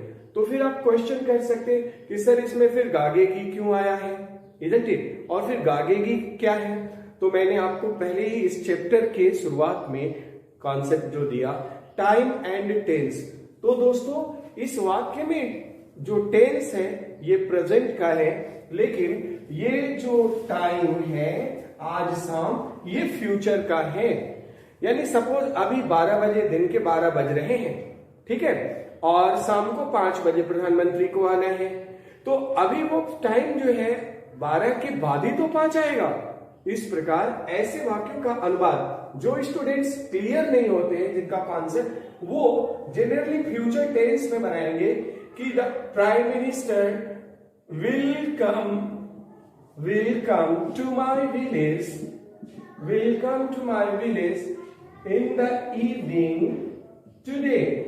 द इवनिंग टुडे, ऐसे वो अनुवाद करते हैं। बट नहीं, इसको आपको ध्यान में रखना है, इन वाक्यों का अनुवाद हम ऐसे नहीं करते हैं। इन वाक्यों को हम कैसे लिखते पढ़ते हैं, तो गौर करेंगे, इनको हम प्रेजेंट इंडेफिनिट में बनाते हैं, और प्रेजेंट इंडेफिनिट के रूल के according the prime minister comes to my village. ध्यान रखिएगा, यहां विल कम का प्रयोग ना करके कम्स का प्रयोग करना है। बस इतनी सी बात। ये नियम भी प्रेजेंट इंडेफिनिट से बिलोंग करता है और प्रेजेंट इंडेफिनिट टेंस के वाक्य के अकॉर्डिंग चलते हैं। रूल नंबर 8 की बात करें, इसी प्रेजेंट इंडेफिनिट टेंस का प्रयोग से जुड़ा एक और कीमती रूल आपको बताते चले दोस्तों। तो 8वां रूल ये कहता है कि वे वाक्य जिनमें, वो भले ही भूतकाल में प्रयोग किए गए हों, भूतकाल की किसी क्रिया को वर्तमान में लाइव दिखाना हो, यानी सजीव या जीवंत प्रस्तुति करना हो। जैसे आप अक्सर टीवी में देखते हैं, बहुत सारे हमारे संत महात्मा उपदेश देते हैं, वो रामायण काल, महाभारत काल की किसी घटना का वर्णन कर रहे होते हैं, लाखों की संख्या में श्रोता उनके वर्णन को सुनते हैं। गौर करेंगे, राम रावण के युद्ध का वर्णन हो रहा है और हमारे उपदेशक संत जो भी प्रीचर होते हैं वो कह रहे हैं, कथा सुनाते हुए क्या कह रहे हैं कि और इस प्रकार भगवान राम रावण का अंत करते हैं। तो आपको भी पता है यह घटना 10,000 वर्ष से भी ऊपर की है। गौर करेंगे, लेकिन जब हमारे यहाँ इसकी प्रस्तुति होती है तो कहा जाता है कि और इस प्रकार भगवान राम रावण का वध करते हैं। रावण का वध करते हैं यानी कि ऐसा लगता है जीवंत प्रस्तुति हो रही है, श्रोता इसको ऐसे समझते जैसे उनके सामने पूरी घटना उनके मानस पटल पे चल रही होती है, और वो अपने आप को वर्तमान में उस घटना के साथ जोड़ के पाते हैं। उन्हें लगता है कि ये हो रहा है। तो वहां पर ऐसी अतीत की किसी भी घटना को जीवंत बना के प्रस्तुत करना हो, जैसे हमें कहना हो कि बाबर नदी पार करता है और इब्राहिम लोदी से उसका भयंकर युद्ध होता है दिल्ली में। गौर करेंगे, दिल्ली की सल्तनत के लिए। तो बाबर नदी पार करता है। अब बाबर ने ये 500 साल पहले किया, तो इसका अनुवाद पास्ट में नहीं करते। इंपैक्ट जीवंत बनाने के लिए हम इसे प्रेजेंट में प्रस्तुत किया करते हैं। जैसे हमने कहा कि और इस तरह भगवान राम रावण का वध करते हैं। गौर करेंगे, और इस तरह, इसके लिए आप एक शब्द का प्रयोग करेंगे 10 माने इस तरह होता है, या फिर आप इसके लिए एंड इन दिस वे, इस प्रकार लॉर्ड रमा, भगवान राम को इंग्लिश में लॉर्ड रमा किल्स रावण। ध्यान रखेंगे, किल्स रावण। अब यहां पे किल्ड का प्रयोग नहीं हुआ है, ये प्रेजेंट इंडेफिनिट टेंस का इन कंडीशंस में प्रयोग होते हैं, इसे आप ध्यान रखेंगे। और एक साथ ये जो मैंने हेडिंग आपको दिया था वीडियो में, 12 तरह से इंडेफिनिट के सवालों को या 12 जगह पे इंडेफिनिट के रूल फॉलो होते हैं, उनको इसीलिए दिया था कि आप सभी उन 12 नियमों को सीख सकें। तो दोस्तों इस तरह हम आगे बढ़ते हैं, आगे भी बहुत सारी चीजें अभी हैं देखने को। रूल नंबर 9 हमें क्या बताते हैं कि इंडेफिनिट का एक और प्रयोग होता है। अगर किसी वाक्य में हमें किसी की हैबिट को दिखाना है, यानी किसी की आदत को दिखाना है अथवा किसी के नेचर को दिखाना है, तो हम इंडेफिनिट टेंस का प्रयोग करेंगे। और तब उसमें इंडेफिनिट के ट्रेडिशनल पैटर्न का प्रयोग होता है, यानी सब्जेक्ट V1 V5 और ऑब्जेक्ट वाला रूल, जिसे हम यस या ईएस बताए थे पहले वीडियो में। तो गौर करेंगे, जैसे मैं कहूं कि कुत्ते अजनबियों पर भौंकते हैं, कुत्ते अजनबियों पर भौंकते हैं, ये उनके नेचर में है। बिल्ली दूध पीती है, उसकी हैबिट है दूध पीना। गौर करेंगे, तो इन दोनों में नेचर और हैबिट जहां पे दिखाना हो, आप प्रेजेंट इंडेफिनिट टेंस का बेसिक प्रयोग करते हैं। जैसे हमको कहना हो इस बात को, तो dogs bark at strangers, dogs bark at strangers, हमें ऐसे कहना पड़ेगा।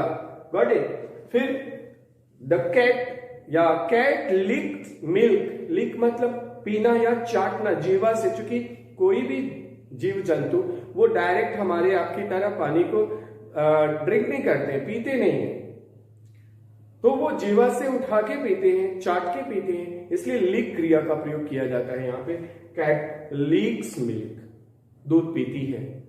10वां रूल दोस्तों कहता है इसी इंडेफिनिट टेंस का कि अगर किसी वाक्य में किसी यूनिवर्सल फैक्ट को दिखाना होता है, यूनिवर्सल फैक्ट यानी सदा सच रहने वाली बातें, तो हम इंडेफिनिट टेंस के नियमों का प्रयोग करेंगे।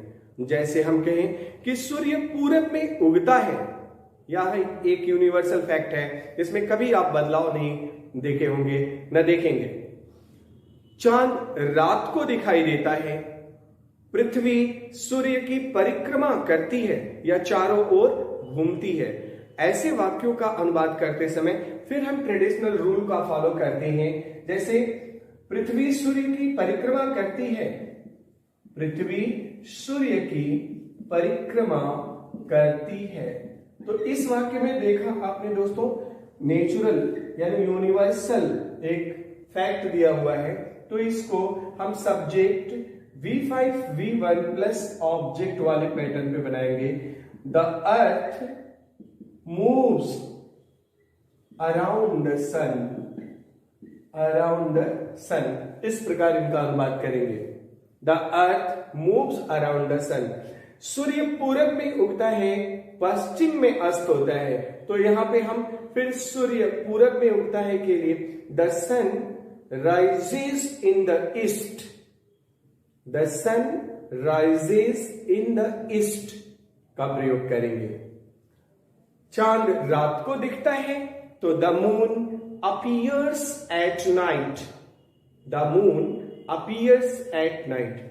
तो इस प्रकार देखा दोस्तों कि इंडेफिनिट टेंस के कई तरह से प्रयोग होते हैं और ये अभी सिर्फ अफर्मेटिव है। इसके बाद हमको नेगेटिव, इंट्रोगेटिव और इंट्रोगेटिव नेगेटिव का पैटर्न देखना होता है। नेगेटिव सेंटेंस में इंडेफिनिट के हमें एक हेल्पिंग वर्ब मिलती है जो अभी पहले हमने इंट्रोड्यूस किया था, और उस हेल्पिंग वर्ब को हम डज या डू कहते हैं। बहुत ही आसान है, मैं उसे इसी में समराइज कर रहा हूं ताकि जो दूसरा वीडियो होगा वो प्रेजेंट कॉन्टिन्यूअस टेंस पे होगा। प्रत्येक पार्ट पे एक वीडियो आपको, शॉर्ट वीडियो, ताकि एक दिन एक क्लास में आप इजी गोइंग में सीख सके। आइए इसके नेगेटिव सेंटेंस को देखते हैं। नेगेटिव का रूल क्या कहता है? जैसे सबसे पहले आपको सब्जेक्ट लिखना होता है। यहां हेल्पिंग वर्ब आपको दो मिलती है, डज और do, then comes not and then main verb and object. अब यहाँ पे निगेटिव में मेन वर्ब का मूल रूप ही प्रयोग करना है, यस या यस वाली बात खत्म हो जाती है। डज डू की बात कर रहे हैं, सहायक क्रिया है, एक वचन के साथ डज और बहुवचन के साथ डू का प्रयोग करेंगे। जैसे मैंने कहा, कुछ एग्जांपल लेते हैं कि वह शहर में नहीं रहता है, आप गीत नहीं गाते हैं। ऐसे वाक्य हो दोस्तों, तो जिसके अंत में ता है, ती है और फिर बीच में नहीं भी आए, तो रूल के अकॉर्डिंग वह शहर में नहीं रहता है, सिंगुलर है, तो वह की अंग्रेजी ही लिखेंगे। एक वचन के साथ ही डज नॉट को डाउन करेंगे, डज नॉट। रहना, रहना की अंग्रेजी leave in the city, he doesn't leave in the city. आप गीत नहीं गाते हैं तो यू प्लूरल होता है, इसलिए यहां डू का प्रयोग करेंगे। नॉट और गाना की अंग्रेजी सिंग अ सॉन्ग। बहुत ही आसान है, उम्मीद है कि ये क्लियर हो जा रहा है आपको। एक वचन के साथ डज और बहुवचन के साथ डू का प्रयोग करते हैं, देन कम्स नॉट। इसके बाद होता है दोस्तों इंट्रोगेटिव सेंटेंस। जो तीसरा पैटर्न होता है प्रश्नवाचक वाक्य, इंट्रोगेटिव सेंटेंस। प्रश्नवाचक वाक्य की बात करें तो ये दो प्रकार के होते हैं। एक तो क्या से शुरू होते हैं, जैसे हम इसी वाक्य को ले लें कि क्या वह शहर में रहता है, क्या वह शहर में रहता है। और दूसरा कि वह शहर में क्यों रहता है, वह शहर में क्यों रहता है। तो इन दोनों वाक्यों में देखिए दोस्तों, एक की शुरुआत क्या से हुई है और दूसरे में WH वर्ड, यानी कि कब, कहां, क्या, क्यों, कैसे, कितना, कितनी, कितने, जो WH या क्वेश्चन वर्ड होते हैं उनको बीच में रखा गया है। अनुवाद का पैटर्न है कि जो शुरू में है उनके लिए सबसे पहले हेल्पिंग वर्ब का प्रयोग करते हैं, यानी क्या की अपनी अंग्रेजी व्हाट का प्रयोग नहीं करेंगे, यदि इसके बाद कोई कर्ता आया है, वह आया है, तो उसके लिए सहायक क्रियाओं को डज और डू को क्रमशः पहले लिख लेते हैं, फिर सब्जेक्ट लिखते हैं दोस्तों, मेन वर्ब, ऑब्जेक्ट, लास्ट में क्वेश्चन मार्क। इस नियम से चलेंगे। क्या वह शहर में रहता है तो does he leave in the city, does he leave in the city. वह शहर में क्यों रहता है तो यहां पे इस वाक्य में देखेंगे why does he leave in the city, why does he leave in the city. इसमें यदि वाक्य के बीच में कोई WH वर्ड आया है तो इस पैटर्न के पहले उस WH वर्ड को लिख लिया जाता है दोस्तों। बेहद आसान कॉन्सेप्ट है। इसके साथ चौथे नंबर पे आते हैं तो इंट्रोगेटिव निगेटिव सेंटेंस होते हैं। इंट्रोगेटिव निगेटिव प्रश्नवाचक नकारात्मक वाक्य, यानी वे वाक्य जिसमें प्रश्न सूचक शब्द भी होगा, नकारात्मक शब्द भी होगा। हम इसी को मॉडिफाई कर लेते हैं। क्या वह शहर में नहीं रहता है, वह शहर में क्यों नहीं रहता है, यानी सिर्फ नहीं बढ़ा दिया जाए तो इंट्रोगेटिव से वाक्य निगेटिव में बदल जाता है। अब इसके लिए नहीं की अंग्रेजी हमें सब्जेक्ट के बाद नॉट का प्रयोग करना पड़ता है। बस आपको अतिरिक्त कुछ नहीं करना पड़ रहा है, उस नहीं का लोकेशन ध्यान रख लेना है, सब्जेक्ट के बाद नॉट का प्रयोग। इस नियम से चलेंगे तो does he not live in the city, does he not live in the city. और दूसरा है why does he not live in the city. तो इस प्रकार आपने देखा दोस्तों कि प्रेजेंट इंडेफिनिट टेंस सबसे इंपॉर्टेंट में से एक होता है। इसे दर्जनों प्रकार से व्यक्त किया जाता है बोलचाल में, और इसलिए मैंने आपको थोड़ा समय अतिरिक्त तो लिया, लेकिन इन दर्जनों पैटर्न्स को बताया और इनके अफर्मेटिव, निगेटिव, इंट्रोगेटिव और इंट्रोगेटिव निगेटिव कॉन्सेप्ट को क्लियर किया। तो उम्मीद करते हैं कि आपको प्रेजेंट इंडेफिनिट टेंस का कॉन्सेप्ट और ट्रेडिशनल तथा एडवांस दोनों कॉन्सेप्ट क्लियर हो चुका होगा।